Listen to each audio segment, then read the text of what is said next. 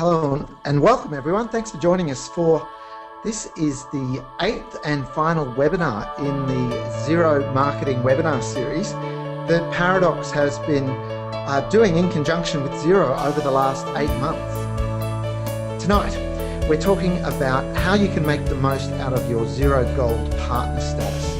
Now we're assuming that you are either already a Xero Gold Partner or you're planning on becoming one in the not too distant future.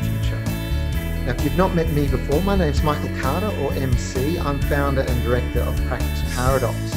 If you're wanting to do any tweets out tonight, the things to mention, obviously at Xero and also at Practice Paradox, which is our Twitter handle. Quick bit of background in terms of what we help firms do. We're specialists in marketing and innovation, but what we do is we wrap that around first looking at your strategy in terms of what types of clients do you want to target, and also what is your business model.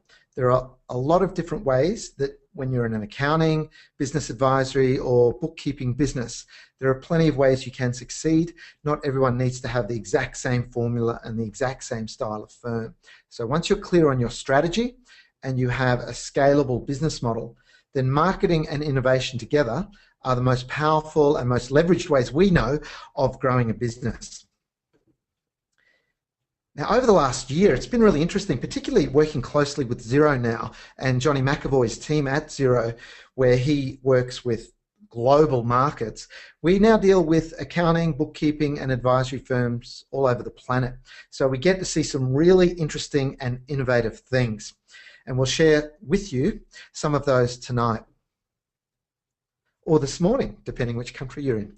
Quick bit of background about how this series came to be and also tonight's topic. Two of the things that we do at Paradox is we can either teach you how to be great at marketing and innovation, or we can do services for you. So there's training in education and consulting and services. And on the training and education side within our academy, we invite our members to ask us questions about anything they want, about any aspect of their strategy, their innovation, their marketing, and also their selling processes. And on the one day, we had a firm from Australia and a firm from the UK ask very similar questions. One asked, we've just become Xero Gold status and we want to make sure that we take advantage of this. So what can we do with regards to the marketing in terms of PR, so public relations, media, SEO on the search engine optimization, etc. And hot on the heels of that, another member out of the UK asked, we've gone gold as well, and there's a bit of a land grab, interesting terminology there, a land grab on for Xero clients, and how can we up the ante on the marketing and basically leverage this whole message around Xero and the cloud. Because if you're using Xero and you're already gold, clearly you're an early mover in this space, and there's plenty of opportunity still in front of you to carve a niche as being an innovator and being ahead of your competition. So when we were asked those questions, we gave a really detailed answer to the members, and they came back with great, fantastic, brilliant, we'll go and implement that. But it struck me later that it was probably worthwhile sharing that to give people an insight who are not yet members what it is that we do. So tonight I'm going to share with you 11 different tips. Each is very specific. On a number of them I'll show you examples about how you can make the most of your Xero Gold Partner status. If you're an absolute newbie to Xero, that's when you have 100 clients, 100 licenses with gold. Now, can I just see a quick show of hands? I'll look over to the go-to panel. Just raise your hand if you are already a Xero Gold Partner.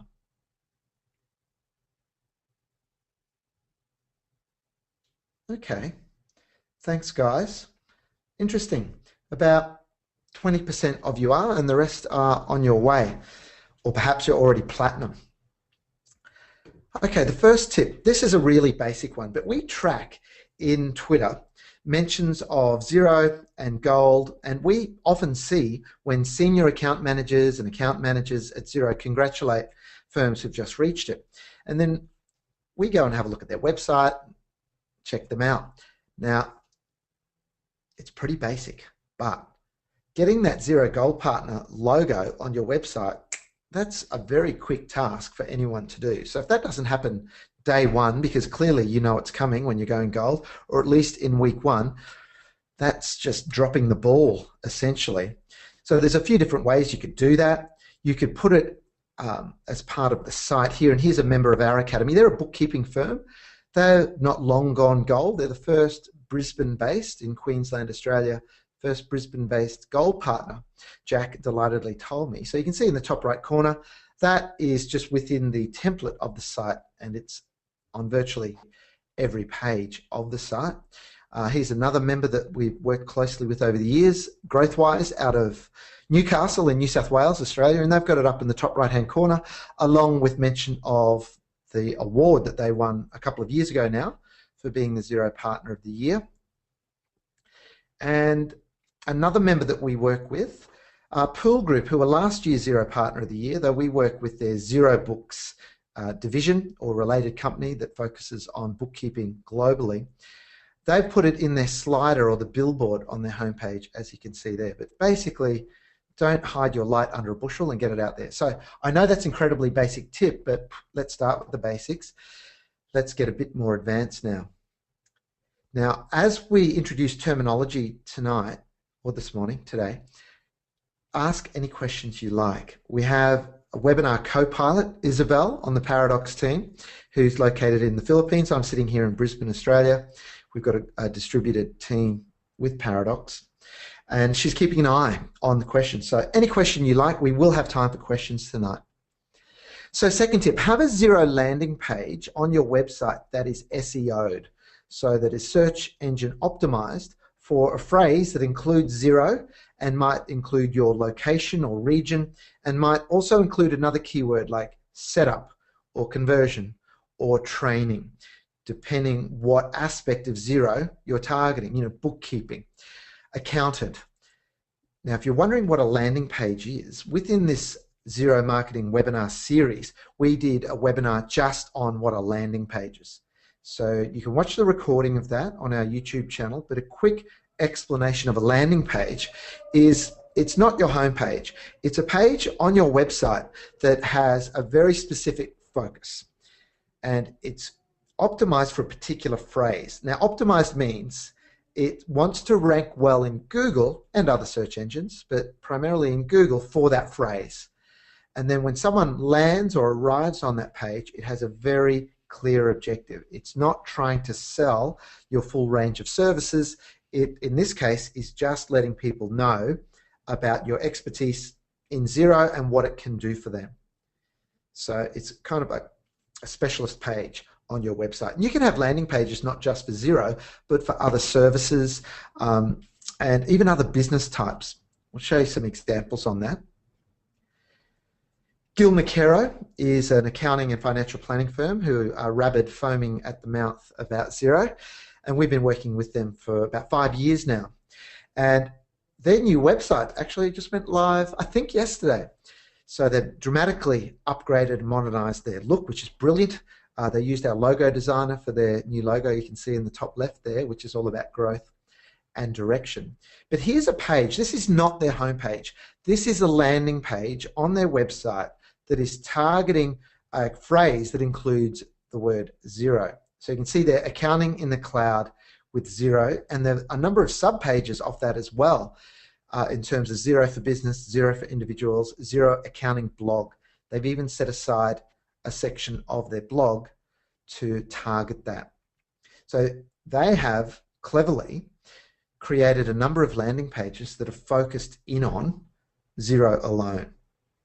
Now, there are a few other things that can be done on a landing page that I'll share with you in a few tips that are coming.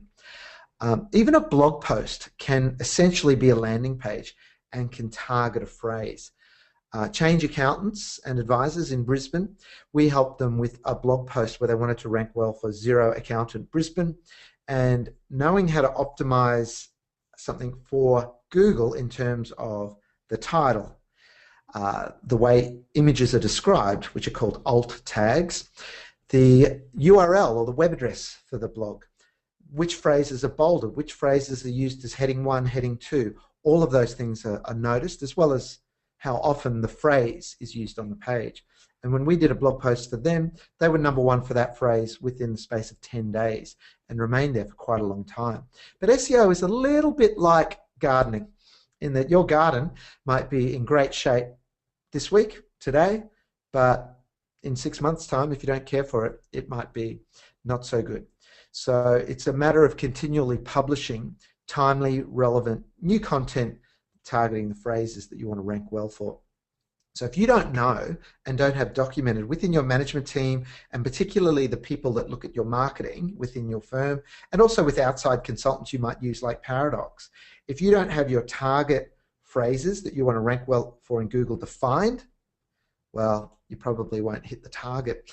So document that and store that in your knowledge base or your internal intranet, so that when you're onboarding new team members and when you're sitting down to generate content, let's say for your blog, you're reminded, okay, this is the phrase, or these are the handful of phrases that we're targeting. I'm going to write one that will mention that phrase and be great quality content as well. Now, ranking well in Google is not the be-all and end-all. If you've ever used an SEO consultant, I would say beware. And I say beware because there's a phrase black hat and there's a phrase white hat SEO. So a bit like in the old days with the cowboy movies, the baddies were in the black hats and the goodies were in the white hats. That's where the phrase comes from. And black hat SEO is search engine optimization techniques that are trying to trick or game the system, trying to trick Google. So by working out what their search and their ranking algorithm, what it's looking for, and then doing techniques such as keyword stuffing. Keyword stuffing is where you use an unnaturally high frequency of that phrase. Now, every once in a while, and Google renames their algorithm every time they do a major revision of it, if you've been using a consultant or even yourselves internally doing black hat SEO, you'll get Google slapped occasionally, which means while you might be on page 1 of Google doing it the way you were doing, when they change their algorithm, you might drop to page 58. And even if you're on page 2 or 3 of Google, you're almost not in Google if you're not on page 1 for what you're targeting. So black hat is not on. Don't do black hat SEO. White hat SEO is where it's just good quality content that also ticks the boxes for Google. So there's a phrase, right for humans, readers, #1, and Google #2, not the other way around. Because imagine if you did do black hat SEO and you stuffed a lot of phrases into a blog post or a landing page, as we're talking about here, ranks well in Google, people find it when they search on, say, Google setup and a location, and they come to the article and it doesn't read well, it doesn't influence, doesn't educate, they will just bounce. It's called bouncing. They'll leave quickly, and that traffic to your website will mean nothing. So make sure you do have landing pages. Now, the next thing you need to ensure, if you've got landing pages targeting specific Xero-related phrases, that your landing page or pages have the objective of a download or sign-up incentive. What do I mean by sign up? I don't mean signing up for Xero, not first thing off the bat. What we mean is signing up to your eNewsletter or downloading a special report or an ebook or a paper or a checklist or something where they end up on your marketing database, or what we call at Paradox, your hopper. So your hopper is component #2 out of the 10 components that we teach firms how to build a marketing machine. And your hopper, the funnel, that's the raw material. Just like a hopper into a machine, whether it's baling hay or creating injection molded plastic components, the raw materials get tipped in one end and the finished product comes out the end. For you and your business's marketing machine, the front end of it is building your marketing database, your contacts. We are primarily there talking about your email marketing database, but also your social media connections and networks as well. That does count. So your sphere of influence beyond your clients. Email might not be sexy or trendy, but email is still king over social media. Social media is great. Use it strategically if you've got a clear strategy and business model wrapped around your marketing strategy for using it. And your goal of using social media is to drive targeted traffic, so ideal client types or prospective clients, to your site. Then once they're on your website, you've got a different goal, not to have them call you straight away, because that doesn't happen usually. That's too much too soon psychologically. It's too steep of a gradient is the term that we use. So knowing that people buy after 5 to 7 touches or interactions with a brand or with a new organization, you design that into your marketing machine. So what we mean there by the sign up is just to sign up for your newsletter and end up in your system that you use for proper email marketing. So don't use Outlook or just standard emails with PDF attachments when you're doing e-newsletters. Use a tool like MailChimp. So it's called an email service provider, or ESP. There's MailChimp, there's Aweber, Constant Contact, Vision 6, there's a whole bunch of them, SendGrid, Campaign Monitor. They're all within the same category. We recommend MailChimp for e-newsletters at that level. Beyond that, there's a level of marketing automation, even more sophisticated tools that we're helping firms graduate to. It's a matter of baby steps, but tools like Infusionsoft that can automate a lot of aspects of your marketing, your analytics, and part of what those tools do is email broadcasts. But whether it's an email service provider like MailChimp or a marketing automation platform like Infusionsoft, your goal on your Xero landing page is just to get them to opt in, so to agree to further communication. Now, at the recent presentation I did at XeroCon, which is a lot of fun, I shared a concept that struck a chord with a lot of people that have been speaking to us about it since. And I'll just share it with you briefly now. Old school marketing, which is the way most businesses are still doing it, and most accounting, business advisory, bookkeeping firms that we're seeing until we teach them are still doing too. It's called outbound marketing. So you can see the examples there. It includes advertising, networking, going along to those networking breakfasts and luncheons, etc. Prospecting. Man, I hate that word, and I hate that activity as well, by the way. Hate's a strong word, I know. But where you're reaching out, you're effectively going out and pounding the pavement and knocking on people's doors. Telemarketing, save me. If you're having to do outbound prospecting, telemarketing, or spam things like LinkedIn, in-mail messages, I don't know about you, but I hate getting those.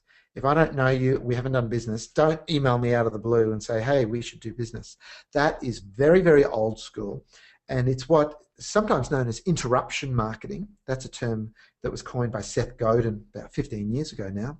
So the opposite of interruption marketing, and all of that is interrupting people in their life, is permission marketing, where they say, I give you permission to communicate with me ongoing. And it's about more than communication, it's about education. That's the style of marketing that we teach and that these days works, particularly in the area of professional services and advisory firms. The last dot point there makes me laugh because there's a very well-known coaching organization who works with accounting firms. And one of the things that they advise, I only heard about this through a member that's with us who used to be with them, and said, yeah, they told us to go out and buy a list. And I said, what do you mean buy a list? They said, well, you just go out and you buy a list of business owners. So I said to them, a cold list. They said, yeah. I said, okay, did you do that? They said, yeah. I said, how'd it go? They said, well, it was expensive to buy. What results are you getting? Not much, because they're strangers. They don't know you. And it struck me that a list is a lot like a beard. You could buy one and stick it on, but you're better off growing your own. Just to be a little bit flippant there. So don't buy lists. You're far better off growing your own and attracting it with what's called inbound marketing. And inbound marketing is a beautiful place to be. That image there of the conveyor belt, that's the conveyor belt of influence, or after this slide, some people have been calling it the conveyor belt of love. But what inbound marketing is all about is when people line up at your door. You don't pound the pavement, knock on doors, reaching out, prospecting. So people find you through things like social media, so Twitter, LinkedIn, Facebook, Google+. Not all of those things will be appropriate for every business. It depends who you're targeting. So we teach social media strategy and also the practical keyboard level aspects, and have been doing that for over 5 years. We're the first people to do that. The SEO aspect for your website. So we talked a little bit about search engine optimization. knowing what phrases you want to rank well for. For example, with Paradox, we walk our talk, we implement what we then teach. So we target particular phrases like marketing for accountants, marketing for advisors, social media for accountants and advisors, etc. But another phrase that we target is Xero, in terms of the software that we're talking about tonight, Xero marketing ideas. And we've got 2 blog posts that rank really well for that, one of which relates to tonight's topic. So then when people arrive to your site, you've got to have great content that engages them, that challenges them, that gets them to think, not just brochureware that's telling them how good you are, but truly educational and useful information. So yes, your blog, but also downloadable, such as ebooks and reports. And video is a wonderful way of accelerating trust with people that are essentially following you, that have opted in. With video, if you do videos where you're talking to camera, people can see the whites of your eyes. And people don't buy from trusted advisors. Have a look at the blog post, by the way, on our website about how we believe that trusted advisor status is actually holding back the accounting profession globally because it's used as a bit of a security blanket. The profession is resting on its laurels thinking, we're trusted advisors. But there's no point being trusted if you don't give much advice, and the statistics show only 1 out of 10 firms does much future-focused non-compliance advisory work. But with the video, knowing that people buy from those they know, like, and trust, video really accelerates that feeling of people knowing you and liking you. So video webinars, such as what we're doing now. But even if you don't feel that you can talk to camera, not everyone is that way inclined. There's other things that you can do as well, such as screencasts, which I'll talk about later, where you demonstrate things like software, or might just say have a presentation of some slides or a prezi.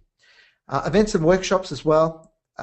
It's not all about online, offline, in the real world, in real life, as the kids say, is also relevant. So you do a mixture of online and offline. So the beauty of the inbound marketing, people arrive pre-sold, they understand what you're about, because you don't want to deal with all people. You certainly shouldn't.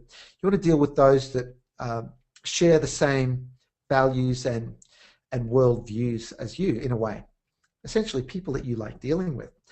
And when they arrive, because they've come along a conveyor belt of influence or love, where they've read a couple of blog posts and read an ebook and seen some videos and come to a webinar or 2 and maybe been following you in LinkedIn or some other social media platforms, they see you as a thought leader, a guru, someone who is actually leading their thoughts.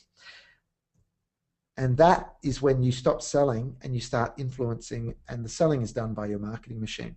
And they already get, by the time they inquire, they've seen your site, they've read your articles, they know what you do. And that first conversation is more about exploring a fit. So not selling them on you, but more let's explore the fit between who you are, what you're looking for, and what it is that we provide, because there might not be a fit. That then flows on to the first meeting, which pretty much becomes a scoping and pricing meeting fairly quickly. Okay, let's work through the options. Here are some things that we can do for you on a monthly basis, quarterly basis. Let's look at collaboratively scoping and pricing this together so it works for you.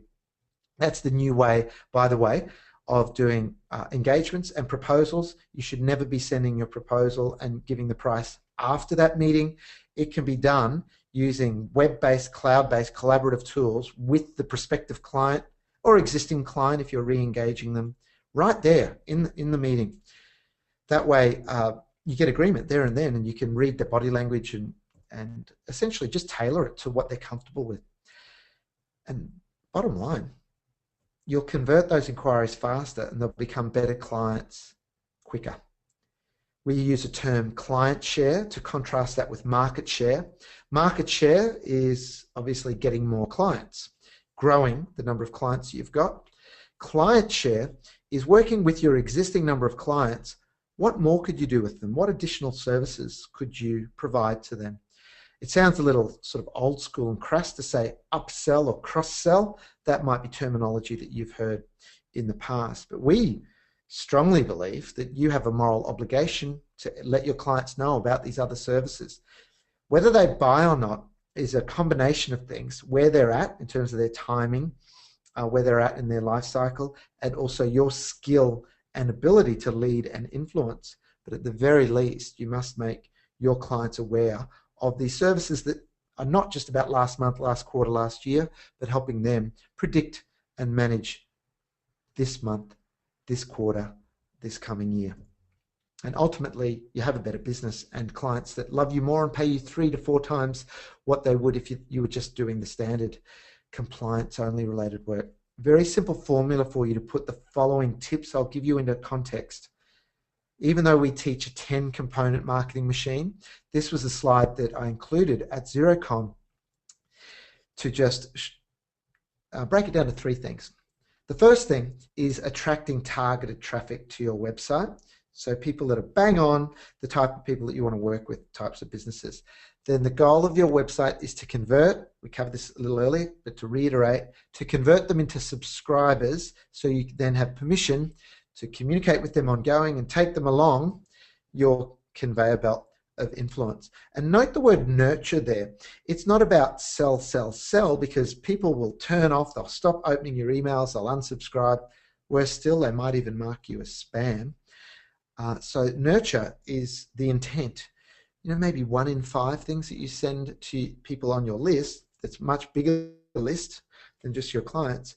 You know, maybe 1 in 5, 1 in 6 is an obvious promotional message. You're not inviting them to an event. The rest should be teaching them things, because your clients don't know what they don't know about your advisory services.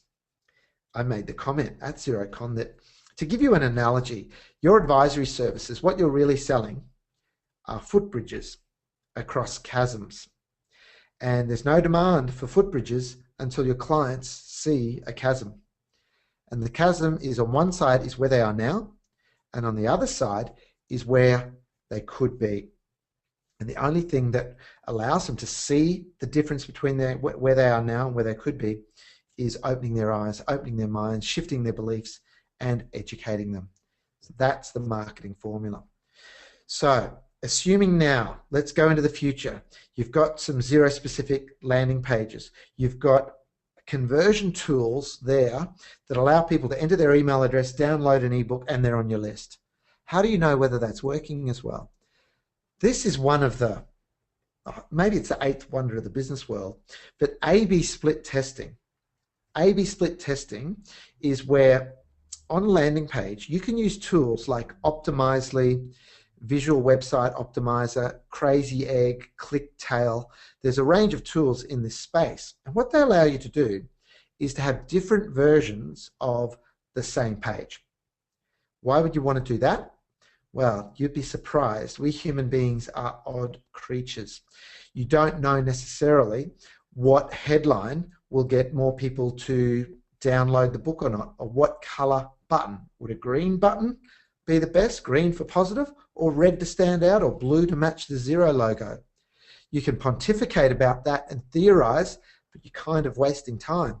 What you really should do is just put up version A, version B, and what these tools do for you, once you get your web developers to implement them, and we can handhold you through that as a member, is for each, let's say you've got 2 versions, A and B, you can have A, B, C, D, E, which is called multivariate testing, but one visitor will get version A, the next visitor who lands on that page will get version B, then A, next one B, next one A, next one B.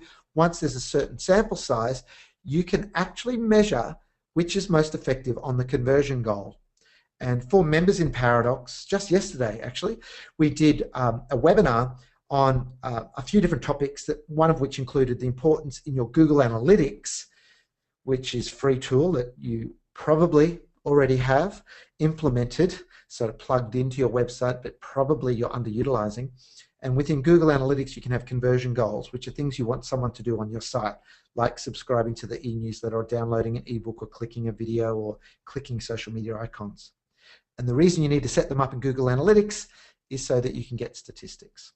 So how lovely will it be when you've got version A and you think that's pretty good, but oh, hang on, Paradox said we should do version B. What could we test? Let's try a different image. You only test one thing, because if you test 2 things at once, how do you know which element, which variable made the difference? And you might think A is the better version, but you might find out, wow, version A has a conversion rate of 1.5%, and version B has 4.5%, 3 times better. If you're thinking that's a little abstract, let me just step back and tell you what that means to your hopper and to your marketing database. Every single night you go to bed, you should be able to wake up and see another 1, 2, 3, 4 new subscribers who've subscribed to your marketing database, literally while you sleep, because they've been up, they've got a challenge in their business or with how they're doing their books or they're managing their business. They've searched on a phrase that you've optimized a really good blog post on or a landing page, and they've come to it and they've gone, this is good. Oh, they've got an ebook. I like the sound of that. 7 traits of the new style of cloud-based business or whatever it might be, and they download it. And if you've got a choice, let's say you've got, I don't know, 150 client groups. Let's keep the numbers easy. Let's 100. You've got 100 client groups that you deal with, maybe per partner if you're a multi-partner firm. Your marketing database should be 1,000 to 2,000 people. If it's only the same number as your clients, well, you've got a lot of opportunity in front of you to improve that. Next, Google Keyword Planner is a great tool. It's free. Google provides it with the intention to help those that are spending money on Google AdWords. Now, Google AdWords is a form of pay-per-click, PPC. There's other platforms that you can do it on. We've all seen the ads that sometimes are, not sometimes, they're at the top. There's 3 at the top of your Google search results. There's others down the right-hand side. But there's also Google AdSense, where people like bloggers and other websites, other portals and forums will have ads, banner ads across the top, down the side, and every time someone clicks on them, someone will pay for that. But with the Google Keyword Planner, it's a great tool because it allows you to go in and do research on what are people searching on and what you want to find out. And it can be very counterintuitive, quite surprising. When you punch in a term and do a search, you can see what is the volume of searches each month, globally or just for your country. And you can also see what they call competitiveness. And what you're looking for, so here's just a screenshot here. You can see a column there. I'll just put my mouse on the screen here, average monthly searches. And I've searched descending on that. See this one, competition, low, high, etc., suggested bid. So where there's high competition, people who are using Google AdWords are willing to pay, $17.45 in this example for a click. So depending what your monthly budget is, each time someone clicks, that eats up your monthly budget. But I'm not talking here about you doing pay-per-click advertising. You really don't need to when you're doing good content-driven, strategic, focused marketing. What you're looking for are phrases that have good volume, at least, moderate volume, but low or maybe moderate competition. There's a phrase, Chris Anderson, who's an author out of the States in the first .com boom, he popularized a term out of statistics called the long tail. And the long tail is, if you're looking at, it's not a bell curve because it's asymmetrical, but if you're looking at what are most people searching on, there'll be certain phrases that everyone's searching on, and that's kind of the bell curve. But then there's all these other little phrases that peter off into the distance in terms of far fewer searches, but it's still measured in the thousands. And the long tail is the ability for you to niche and draw clients from quite a broad, because of the web, a broad geographic spread and not be limited by the old world constraints of geography. That's no longer really an issue in business. It's not for you, and it shouldn't be. So you can find some good long tail phrases that might be getting, 10,000 searches a month, 5,000 searches a month, and then optimize some landing pages, some blog posts on that, even maybe your homepage, and you'll be generating targeted traffic. People are searching on that phrase, convert them into your hopper, and then nurture them ongoing with good quality educational content. Now, we've talked about SEO, we've talked about blogging. This tip is about doing SEO-savvy blogging. And I just want to, probably the easiest way here is to give you an example.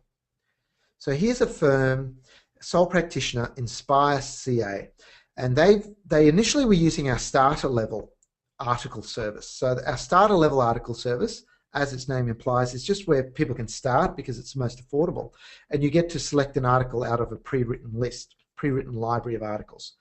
But then Ben Walker, he upgraded to our custom article service where we write articles, polish articles that are just for your firm. So in this case, just for Inspire CA. So Ben drafted an article, sent it through to us, and we polished it up first for humans and secondly for Google on the SEO perspective. Now, SEO-savvy blogging is doing good quality blog posts that tick all of Google's boxes. So one of the things that we teach firms is stop trying to target the general population and get very specific on one or two niches per equity chargeable partner. So if you're sole practitioner, one or two niches. There's never been a hall of fame built to generalists. It's a recipe for mediocrity to target broadly. You'll just be lost in the noise and just be a vanilla also ran firm growing at the default growth rate that everyone else grows by. So it's paradoxical that you will succeed more by limiting your focus. Doesn't make sense on the surface, but it certainly works. Now here, we polished up the article, we looked at the headline. So one of Ben's target markets are creative agencies, and he wrote an article that was about how great Workflow Max is in terms of assisting cash flow, in terms of getting jobs done, because clearly when you turn jobs around more promptly, you get paid more promptly. It's kind of a mirror, isn't there? If you take 2 weeks to do a job, the client might pay 2 weeks later. If you take 3 months to do a job, they're probably not going to pay you in 2 weeks. They might reflect the 3 months. We've certainly seen that to be the case in benchmarking data over time. So looking at that headline, cash flow by design. 3 ways Workflow Max creates cash flow max for design and creative agencies. Now that's a good headline in that it works for human beings and it works for what Ben is targeting in SEO. So he wanted to target Workflow Max if someone was interested in finding out more about Workflow Max, and he wanted to target design and creative agencies. So those words there are used. We go through a checklist. They're used in the title. So that's what you can see, that headline, but also in the URL.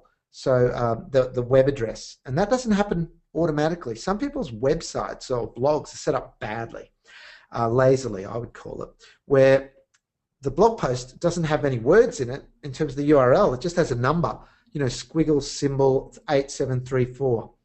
That's very bad for your SEO. It should have the keywords that you want to target in there. And also the description of images, alt tags that I mentioned before. Google places a lot of credence on those because vision impaired people will have a extension, a plugin in their browser that will read out the description of the images on the page to them in, you know, sort of machine voice. Also bolding or strong emphasis is the correct term in HTML. Strong emphasis on certain phrases, and then there's H1 for heading 1, H2 for heading 2, and H3 tags. If the target phrase is used across the board there, you'd be surprised how very quickly you can dominate a phrase. So SEO-savvy blogging is essential. Tip number 7, here's some pretty straightforward ones. Lean on your SAM or AM, your senior account manager or account manager at Xero who you're dealing with, and you know, once you're gold, a raft of opportunities are available to you and resources. For example, co-funding of signage. So if you're on a busy road, you can hit Xero up for co-funding of some signage, and why not? You may as well. It's there. It's good for them and it's good for you. Now this is simple stuff again. It's a bit like tip 1. May as well put your Gold Partner logo on your website. But is it on your stationery? Is it in your in-office collateral, such as any flyers in the waiting area? Is it in your email signature graphics? Now, by the way, with your email signature graphics, have them professionally designed. I see so many dogs' breakfasts of email signatures where there's a whole bunch of different logos in them. They're different sizes and heights, and they're breaking all the rules of design, such as repetition, contrast, alignment, and proximity, etc. You just look at them and go, that's bad, that's amateur. But include the decals, the logos in your email signature, and even cast signage. Like there's Paul Meisner from 5 Ways, and he's got his famous combi van that Xero co-funded the branding of that as well. So, you know, shout it from the rooftops. Now, photography. Leverage and even create photography around receiving the award. Now, here's examples here of some Paradox members that have received various awards at XeroCon. Now, not every Xero Gold partner achieves that next rung up, but you could say to your Xero Sam or Am, I'd like to organised a photographer to come in and take a photo of you presenting us with our Xero Gold Partner status. So with a certificate and a plaque or something that represents that. Now that photography, if you're savvy, you won't even have to pay for it. For example, you could approach the local newspaper. So that might even just be, you know, the very local newspaper if you're in a larger city. I know a number of journalists, and there are slow news days, and they are often looking for just stories about what's happening in the community, what's happening in the business community. So it's still relatively newsworthy for someone to reach the level of Xero Gold Partner. So have a photo taken in front of your building or in your foyer with your team being presented with the award, and you can then use that on your website, in a media release, in blog posts, in eNewsletter articles, in flyers, and so on. And you know, photos are great. They tell a story. So when you get to the point then of doing articles, let's say eNewsletter articles, blog posts about your new status as a Xero Gold partner, you can reframe it in a way that is in benefits to the reader in terms of what this means to you is. Because, you know, whilst your achievement is great and you should feel pretty satisfied in achieving it, you've always got to think, what is the relevance, what is the meaning to the reader? How is this going to help them? So you can reframe it around the fact that because you're now a Xero Gold partner, you've developed deep expertise in implementing Xero with a range of different businesses, and you can help businesses become a lot more efficient now because your knowledge of, let's say, the Xero add-on app ecosystem means that you're now familiar with this app, this app, this app, and can make point of sale, inventory management, KPI dashboards, whatever is your flavor and your area of expertise. And that's the benefit of you being gold, is that you've earned your spurs, you've done the miles, and you infer, without saying it directly, about how experienced you are now in implementing Xero. And then the reader thinks, great, I've now got confidence that I'll switch from using MYOB or QuickBooks or whatever it is they might be using and go to the cloud with Xero and with you. Now the last tip before we go to questions is a simple one. I talked about video before, and if you're not confident about standing in front of a camera, screencasts are just simply videos where you record what's on your screen as well as your voice. So for example, you could demonstrate certain aspects of Xero. So when a new feature is released, like enhanced reporting or better budgeting features, or I love little features like rules. I think the rules feature in Xero is pretty cool. So you can record videos. They're called screencasts, broadcasts of your screen. And they don't have to be long. They don't have to be complex. And you just explain, here's how you use rules in Xero, or here's how you can easily implement the new reporting features in Xero. Explain it as if you're talking to one person, not everyone, and record it using a tool like Snagit. Now Snagit, I think it's about $50 US per license. Not expensive. You probably spent a bit more than that last time you ate out for lunch. It has a big brother program called Camtasia, also by the same company, TechSmith. Camtasia just allows you to do some more fancy things. You can drop in titling over the top, what they call lower third titling, which can make it look professional, with your logo, your name, position, title. You can also do really cool effects like make it go into 3 dimensions as if someone's looking at your screen on an angle, like looking over your shoulder. You can do little transitions. But you don't need to start there. With Snagit, it does enough for you to just record your screen and maybe edit out the slow bits at the start and end where you were just clicking start and stop, and it allows you to chop things out. Now once you've got the recording, which is a video file like an MP4 file, MOV file with Snagit, Oh, by the way, if you're a Mac user, Snagit is available on the Mac as well. And instead of Camtasia, even though Camtasia by TechSmith is available on Mac, there's a great program called ScreenFlow, one word, which is $99, whereas Camtasia is about $300 in Windows. It's only $99 on Mac because they had to price match ScreenFlow. Gotta love competition. So then you publish it to YouTube. You can also publish it to other platforms like Vimeo and Vidler, which are platforms that allow you to have more control over your content and your copyright. When you upload something to YouTube and make it public, you're essentially giving YouTube a license to republish it, which is not a problem if it's a marketing related promotional thing as far as you're concerned. If you record a screencast, you want as many people to see it as possible if it's for marketing. But occasionally you might have videos that are just for your clients and, you know, behind a login, just like our Paradox platform where you log in with the username and password. There's a whole bunch of videos there that members see that the public can't see, in which case you wouldn't use YouTube. You'd use a platform like Vimeo and keep the videos private. But if you're thinking, why do I need a YouTube channel? You know, are my clients really going to go to YouTube? It doesn't even matter if they do. It's free hosting and streaming of your videos.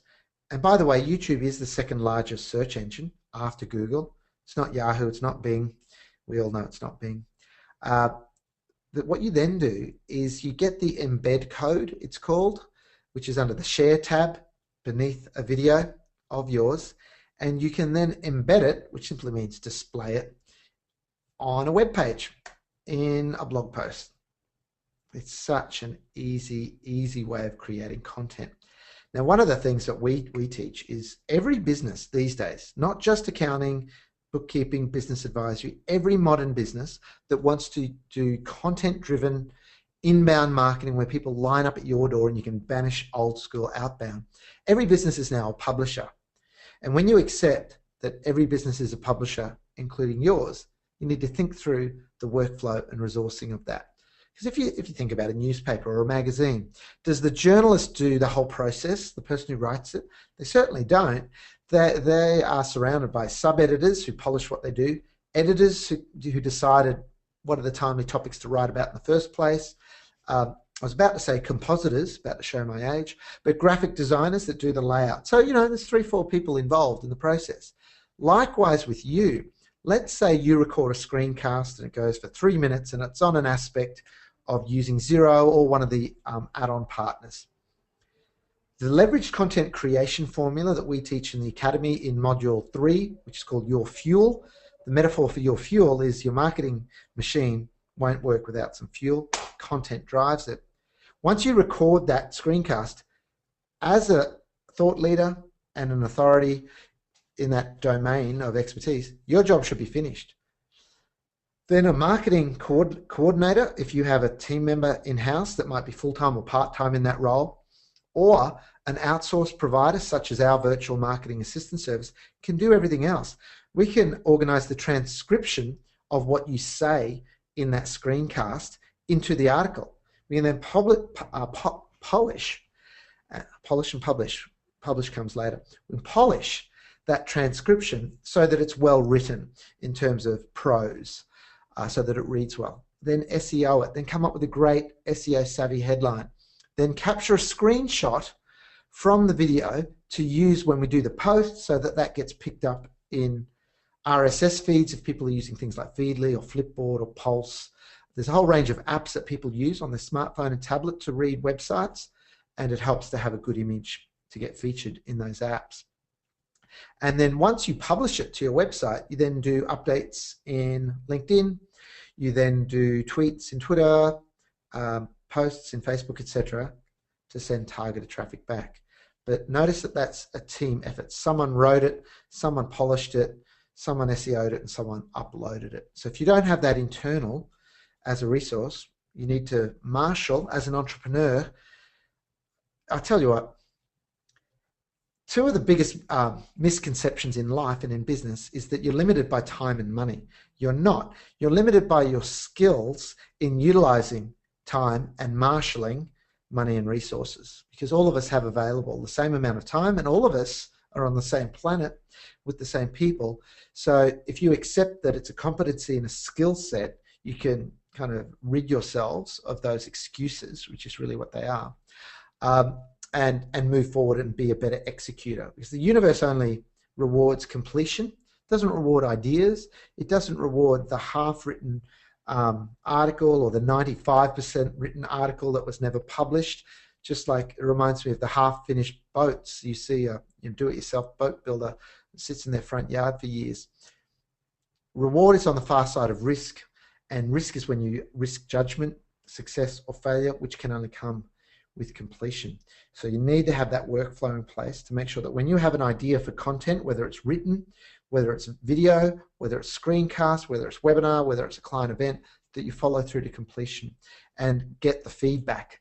Because results, good or bad, it's all feedback. You learn from it, you loop back, do it again, lather, rinse, repeat. And especially when you test and measure, it is inevitable that you'll become competent and then actually master the marketing and growth of your business. So let's have a look. I'll just bring up on screen now. If you've got any questions beyond today, we've got 8 minutes left for questions. There's our web address if you're not familiar with us. Have a read of some of the blog posts. I published one today called The Write-Offs Paradox. Accountants waste time managing the imaginary. And Elizabeth, who I can see is online on the webinar, it addresses some of the questions that you had in yesterday's webinar around value pricing. We disagree with 60% of the advice that various coaches and consultants give to the profession. We think it's all a bit mercenary and naive. So let me just have a look here, and I'll bring up the question panel on my screen. All right.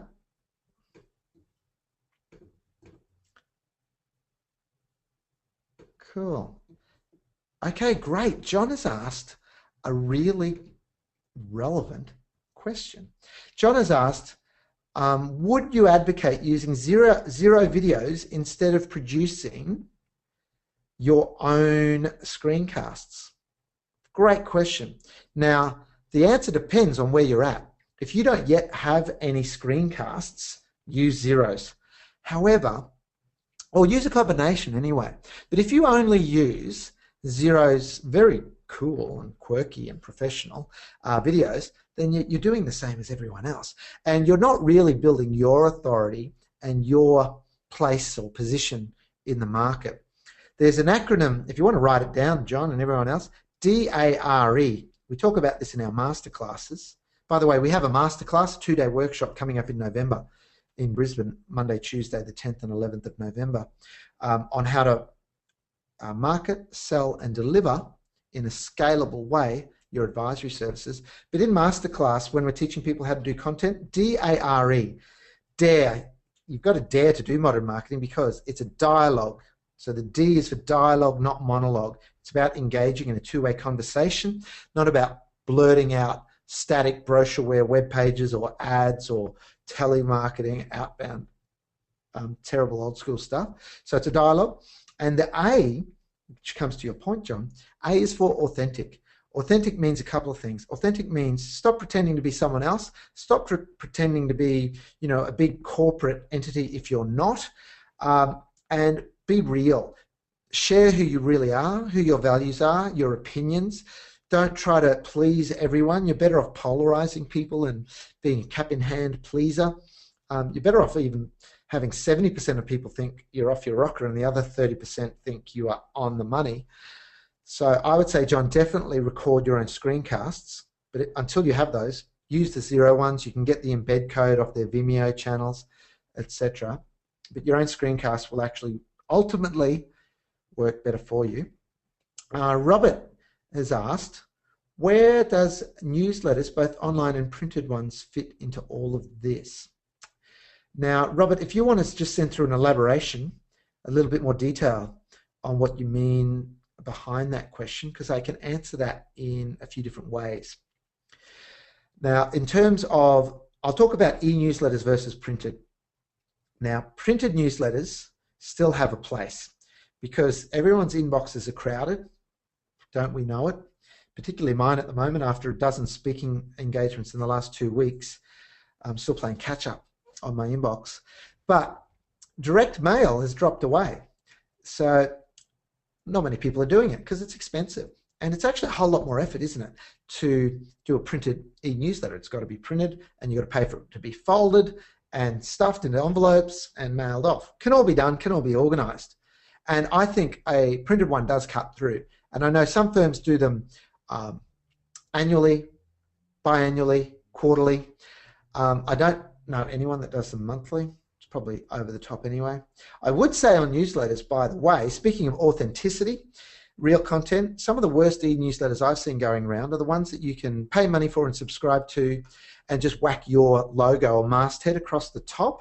And the articles are dry and technical. It's about lodgement dates, payment deadlines, the latest rulings, tax rulings. Your clients don't want to read about that stuff. They want you to help them improve their life. They figure that you're going to look after all that other stuff anyway. So don't try to turn your clients into accountants or bookkeepers and technicians. But definitely, you know, if you're up for the resourcing of it, printed newsletter is worth doing. E-newsletters, you must be doing an e-newsletter at least monthly. We show firms how you can do a combination of a branded e-newsletter once a month that looks like an e-newsletter. It has the graphics and everything. But you can use tools like MailChimp to do email broadcasts that just look like a normal email. They're just white, you know, just not font with your normal signature. They often have a much higher open rate and click-through rate, another statistic on are people actually clicking on the links to go through to the articles. They often have a higher click-through rate than the branded, but you can do a mixture. So Robert, I hope that answers it, but everything that I talked about e-newsletters before applies to the printed letters as well. Hello, Elizabeth. You sent through hello earlier. And John. Aha, I'm glad you're paying attention. What was the R and the E in dare? Okay, so dialogue, authentic. R is for real time, not laboured. There was a time when, and let's talk about printed e-newsletters. I remember talking to about a 5-partner firm in Newcastle when I was initially back in my business fitness days, just seeing what the need was in the marketplace for assistance with marketing in a specialist inch wide, mile deep way. And this partner went, oh God, I've got a couple of staff members that fluff around for 2 or 3 months to get an e-newsletter out. The amount of time and money we spend getting that out, it just does my head in, to quote him on that. And a big project. Now, you can have an idea for something and publish it today. Clearly, a tweet, Facebook, but even, I'll give you an example, growth-wise.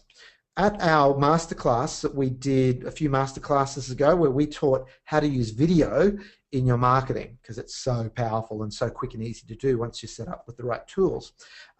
In the lunch break, they went out and filmed a video using their smartphone, using their iPhone, of Steph and Alan and Kirsty and Andrew showing different aspects of how, you know, you can take photos of receipts and, you know, load them straight up into Xero and using different apps and remotely do invoicing.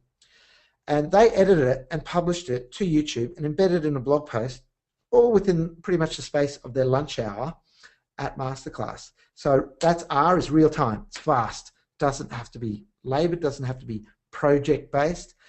And E is every business is now a publisher, that point that I mentioned earlier. All right, well, I'm going to do something really rare and finish on time. So we're bang on the hour. I don't see any more questions right now.